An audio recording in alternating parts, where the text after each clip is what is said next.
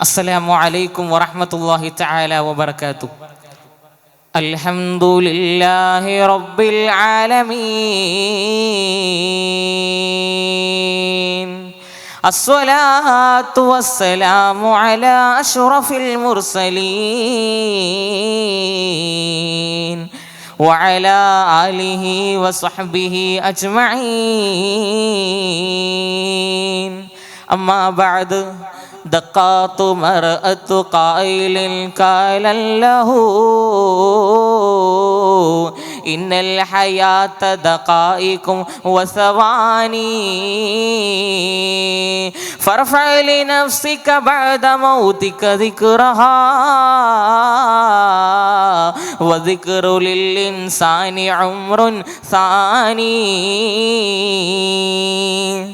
സമാദരണീയരായ പണ്ഡിത മഹത്തുക്കളെ, സ്നേഹധന്യരായ വിദ്യാർത്ഥി സുഹൃത്തുക്കളെ, ഈ ഒരു നിമിഷത്തിൽ നിങ്ങൾക്ക് സമക്ഷമാഗതനായതിൻ്റെ ഉദ്ദേശ്യം സമയം വിശ്വാസിയുടെ മൂലധനം എന്ന വിഷയാസ്പദമായി അല്പം ചില ചിന്തകൾ നിങ്ങളുമായി പങ്കുവെക്കാനാണ്.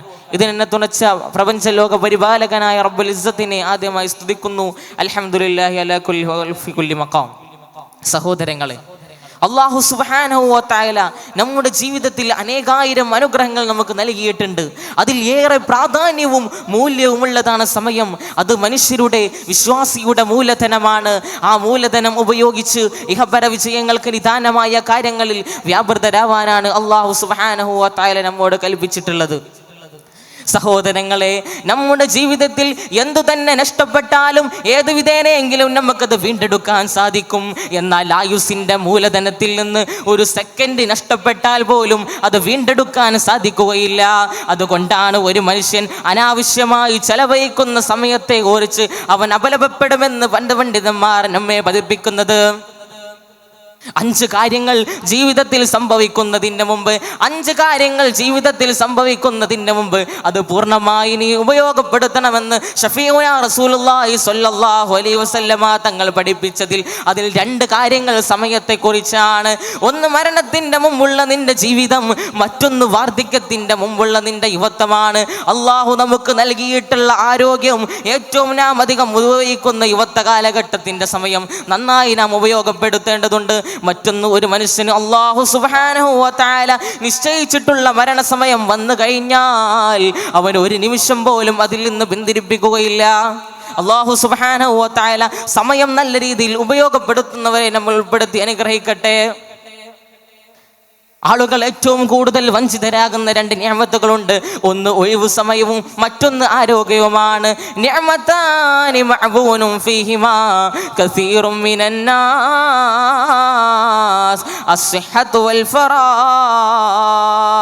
അതുകൊണ്ട് മുഅ്മിനീങ്ങളെ, നമ്മുടെ മുൻഗാമികളൊക്കെ സമയത്തെ വളരെ സൂക്ഷ്മതയോടെ ഉപയോഗിച്ചവരാണ്.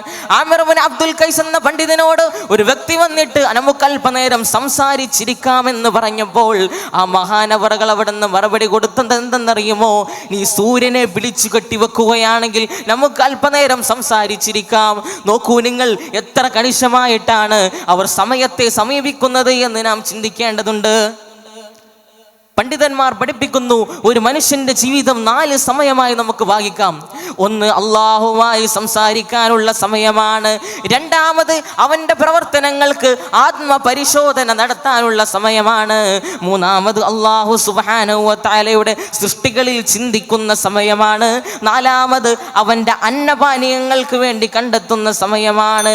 അതുകൊണ്ട് മുഅ്മിനീങ്ങളെ, നാം ആലോചിക്കേണ്ടതുണ്ട്. സൈനുദ്ദീൻ മഖ്ദൂം തങ്ങൾ പാടിയ ഒരു കവിതയുണ്ടല്ലോ, وتسير أوقات المداهي وكله والعصر إن الإنسان لفي خسر إلا الذين آمنوا وعملوا الصالحات وتواصوا بالحق وتواصوا بالصبر. എന്നീ ആയത്തുകളുടെ നമുക്ക് നൽകുന്ന സന്ദേശത്തെ മുറുകെ പിടിച്ച് ജീവിക്കാൻ അല്ലാഹു തൗഫീഖ് നൽകട്ടെ എന്ന് പ്രാർത്ഥിച്ചുകൊണ്ട് വാഖിർ ദഅവാതി അൽഹംദുലില്ലാഹി റബ്ബിൽ ആലമീൻ. അസ്സലാമു അലൈക്കും വറഹ്മത്തുള്ളാഹി.